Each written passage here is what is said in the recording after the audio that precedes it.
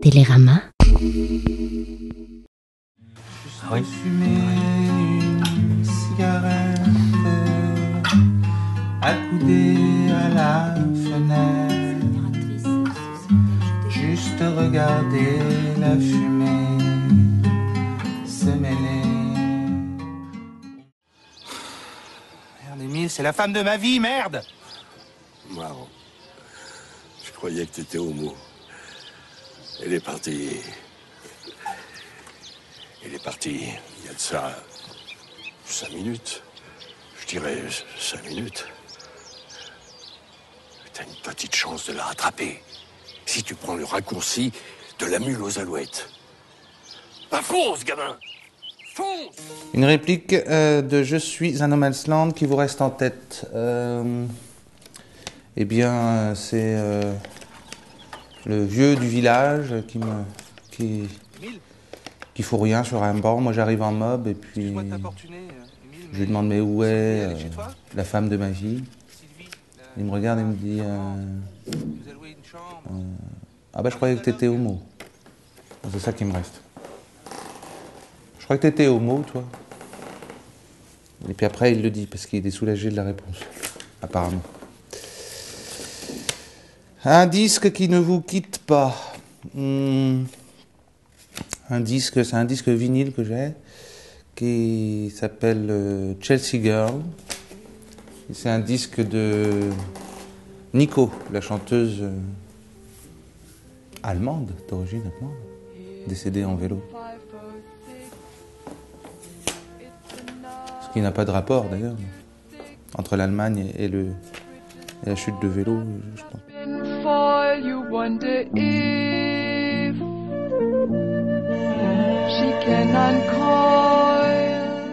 Qu'est-ce qui vous émeut? J'émeus une vache dans un pré. Parce qu'elle elle est placide, elle laisse passer le temps. Et puis surtout, elle a des longs cils. Alors qu'elle agite comme ça très doucement. Alors, Michael Jordan ou Magic Johnson? Magic Johnson, bon, c'est vrai que ça c'est des basketteurs un peu de ma génération. D'ailleurs, je sais pas quel âge ils ont peut-être mon âge, non? Non, peut-être pas. Non.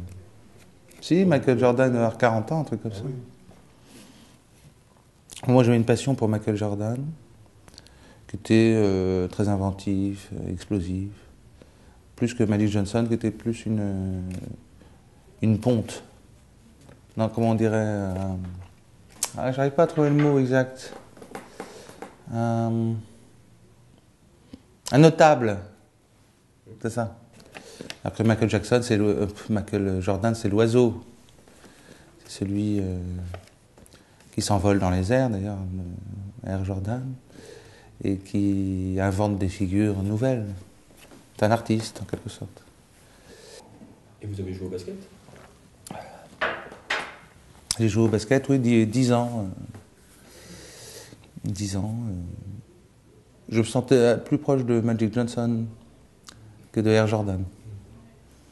C'était dans quelle équipe? C'était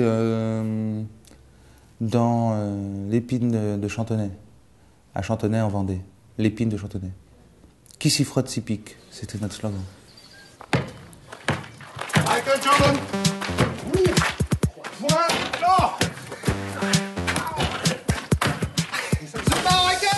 Alors, le dernier film qui vous a fait pleurer? Ben, je pleure jamais. Je pleure jamais, hélas. J'ai beau essayer, ça marche pas. Mais des fois, j'ai une demi-larme qui perle au coin de l'œil. Et effectivement, ça arrive assez souvent au cinéma. Cette demi-larme. Et ça m'est arrivé pour un film qui s'appelle Memory Lane. C'est la dernière fois que ça m'est arrivé. Memory Lane, c'est un film de Michael Hirst. Comment? J'ai beaucoup aimé aussi. Et qui m'a secoué. Alors qu'il ne fait pas grand-chose pour ça. On ne peut pas dire on soit pris en otage, ou comme ça peut arriver. Parfois, on va vous faire pleurer avec un canon sur la tempe. Alors que là, ça vous vient comme ça. Vous êtes brinque-ballé, comme dans une rivière douce. Et la larme est de qualité. Mais les gars, mais comment vous pouvez encore me traîner ici, quoi? Mon Dieu.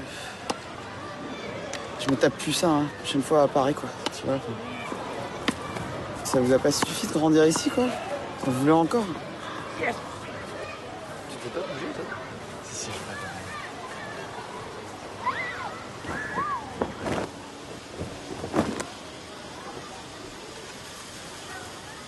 C'est un conglomérat enfin, c'est comme un tableau impressionniste par petites touches, qui fait qu'au bout d'un moment, quand on se recule, on est touché par le tableau qui est fait, par ces toutes petites touches. Je trouve ça très beau, ce memory lane. L'artiste absolu, bon bah Michael Herz, hein, bon, ça c'est sûr.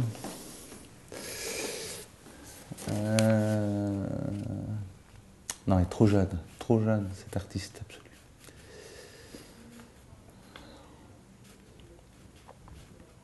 Artiste absolu. Pas évident. Moi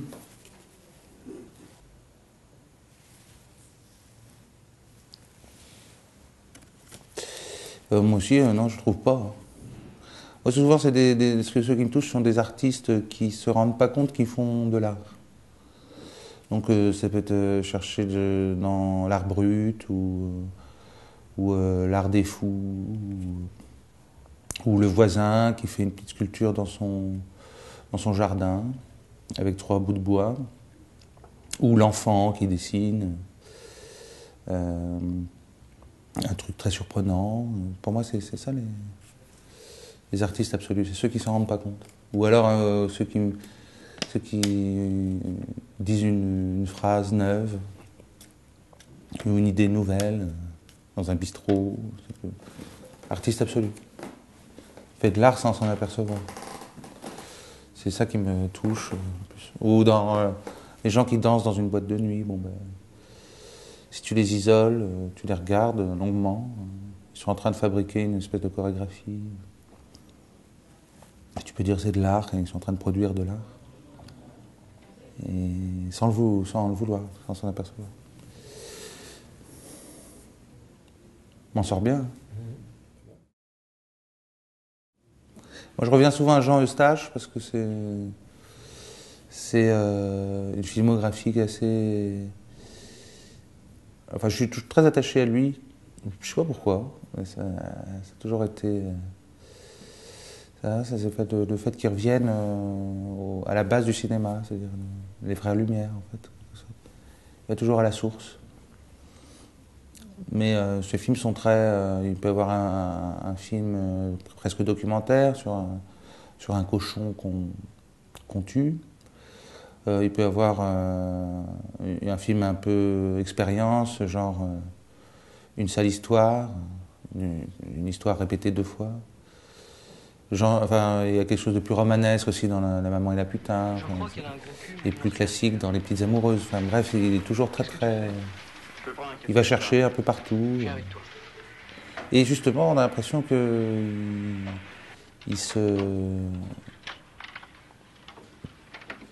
c'est comme s'il restait artisan au fond et qu'il se doute pas, il n'est pas sûr de faire de l'art. Un peu comme ce que je disais. Voilà, je reviens souvent à lui. D'ailleurs, il y a un dictionnaire qui est sorti sur lui. Dictionnaire Jean Eustache. Dommage que Noël soit passé, parce que... Exactement. J'aurais bien voulu le... Enfin, il est sorti récemment, non? Oui, oui. Voilà. Je vais l'acheter, moi, cet après-midi. Je dirais Syd Barrett. Bon, c'est ma réponse d'aujourd'hui, mais enfin, c'est quelqu'un aussi qui a une discographie brève, hein, et qui est sorti de... C'est-à-dire que c'est un peu l'enfance qui sort de l'enfer, un peu.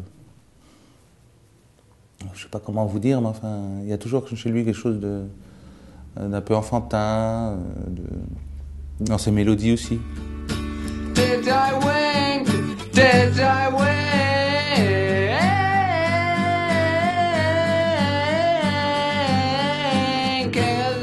Et on dirait qu'il va en enfer pour déterrer l'enfance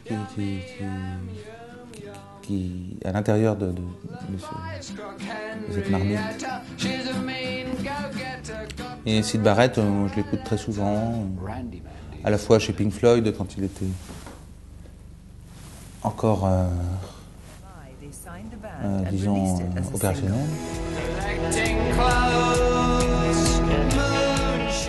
Et dans sa carrière solo, où il est très fatigué, bien sûr, enfin, où il est magique parce qu'il est, il est relâché, quoi, si on peut dire. Il y a quelques chansons qu'il chante dans Madcap Close, où il tout seul à la guitare.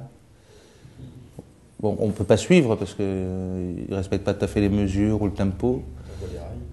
Comment ? La voix des rails. Tout à fait, la voix des rails. Et donc,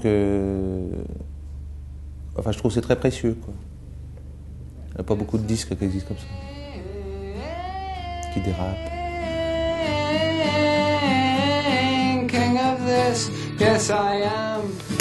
Alors, une question finale, hein, j'ai l'impression. C'est « Et demain ?» Et demain, ben, je réponds à des questions encore. Pareil comme aujourd'hui. Voilà mon sort. On peut me proposer des choses et puis c'est toujours inattendu, on ne sait jamais ce que ça va être. Moi, je n'ai pas de fantasme particulier sur ce point. J'aimerais bien faire un film un jour. Refaire. Non, refaire un film. Enfin, ça, oui, j'aimerais bien. Et vous écririez le scénario? Oui, j'en écris de temps en temps, mais bon, sans avoir le courage de les relire. Mais bon, des fois, ça fait 4 pages. Hein. Des fois 1, des fois 40. Mais ça reste bon. Après, il faut vraiment y croire pour embarquer les gens dans ton trip. Tu leur fais dépenser du temps et de l'argent. Il faut vraiment être sûr de son coup. Ce qui n'est pas du tout mon cas. J'attends d'être plus mieux. Ça parle encore de vous? Ça parle toujours de soi, mais enfin... non. Dans le sens un peu... Autofiction? Non, pas du tout. Non. Ou alors c'est des dispositifs. J'aime bien prévoir un petit dispositif. Et ça peut ressembler plus à une caméra cachée de Marcel Béliveau. Marcel Béliveau. Décédé aussi.